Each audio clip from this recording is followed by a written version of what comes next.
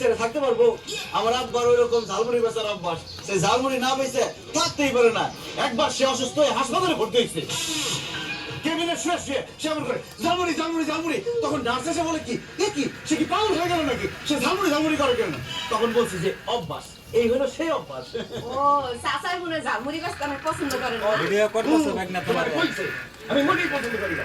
আমি তো একজনের জন্য দামি বোঝা ঝালমুড়ি বেচতেছি। সে একজনটা কে চাচা? পেট মাপে জায়গা না করে পেট না চললে তো জীবন চলে না। এই ঝালমুড়ি পয়সা পেটের খাবার জোগাড় করি।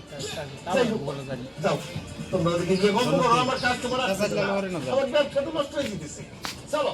চাচার হাতের ঝালমুড়ি খেয়ে যাবো না? চাচা আমার ঝালমুড়ি খুব পছন্দ, আমার একটা ঝাল বেশি দিয়ে বানায় দেন। কি ব্যাপার, চুপ করে দাঁড়িয়ে আছো কেন? ঝালমুড়ি বানাতে বলছে, ঝালমুড়ি বানাও।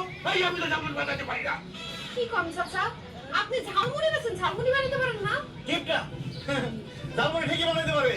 ভাবছে কি আমরা টাকা দেবো না ঝালমুড়ি খায়, এই জন্য বলে কি পারবো না। আমরা ঠিকই টাকা দেবো, তুমি বানাও ঝালমুড়ি। যা করো তাই করো।